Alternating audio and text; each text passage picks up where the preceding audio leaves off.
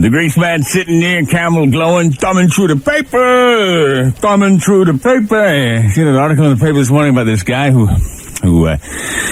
caught somebody that was attacking his girlfriend. Yeah, it turned out to be his ex-girlfriend dressed as a man. Unbelievable. Yeah, some girl he was dating 3 years ago shows up dressed as a man delivering flowers. His new girlfriend opens the door. The old one whips out a long knife and starts hacking away at the new girlfriend. Unbelievable. So he comes leaping out and eventually subdues this person, and she's in jail now. But can you imagine that? It just goes to show you. I mean, it's a true thing. It's a true thing. Hell hath no fury. I mean, but some women you just cannot break up with them. You just cannot break up with them for fear of your life. That had it happen to me. You know, usually I've been, people have terminated relationships with me. Grease, I can't see you anymore. You were something I needed during a certain time of my life, and I'm moving on. I met someone. I say no more. Say no more. Say no more. Good luck. Bye-bye. And then they leave, and I sit down with a bottle. But, a lot of women don't react that way. You say to them, honey, our relationship has run its course, and I think we both have grown in different directions, and maybe we ought to think about going our separate way. That's when they turn around, look at you, and say, no, wait a minute now. Wait a minute. Just be calm. I mean, it doesn't mean we won't see each other anymore, but it doesn't mean we won't see each other anymore. I remember one time, this happened down in Florida. I was having a really rotten time with this one woman, and I knew the breakup was coming any day. Any day I would say, hey, take a hike! I knew that was coming out of my mouth any time.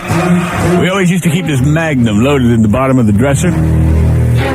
Showing how paranoid I was. I took all the bullets out and I put blanks in that thing, just in case. But wouldn't you know, the day came, we finally had that big argument. I said, that's it, I've had it with you and everything you stand for. You hear me? Take a hike, get your stuff and get out.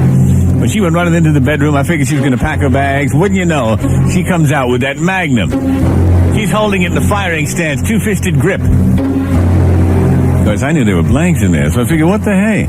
Try to be bold. I said, you know something?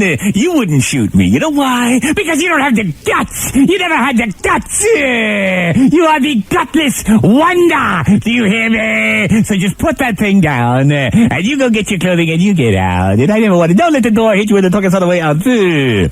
That's when she took her other hand, and she threw the blanks in my face. You know, they hit me, and I looked down at what they were, and then I looked back up, and I thought to myself, she said, that's right, crawl, you dog. Crawl! Yeah, you didn't think I checked this thing? Look at this, you want to see blanks? Look at this. Can blanks blow up a lamp like that? I said, wait, we can talk about this, we can talk. She said, yeah, we can talk. We can talk when you're lying flat on your back. I said, don't shoot the china cabinet for crying out loud. She said, I'll shoot the whole house. I'll shoot this whole life. I'll shoot you because you're the cause of all my problems. You're the reason I feel sick and lousy. You're the reason I don't respect myself. I gave you 3 years of my life.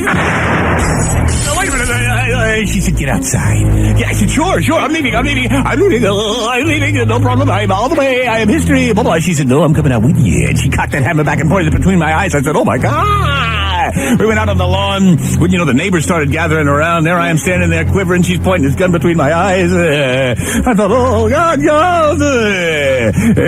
She said, drop your pants. I said, what? She said, drop your pants. I want to humiliate you the way you've been humiliating me all these years.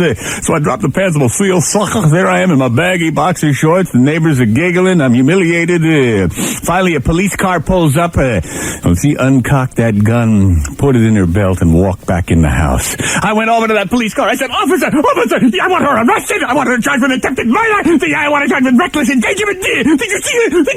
She had a gun loaded 357 hollow points. My God, I pulled it myself. She had it loaded 357. She had it pointed right between my eyes. I want you in there. I want to press charges. I want to take this thing to the highest level of the court. I want her locked away, the key thrown away. You hear me? That cop looked at me and said, first of all, buddy, pull up your pants, all right?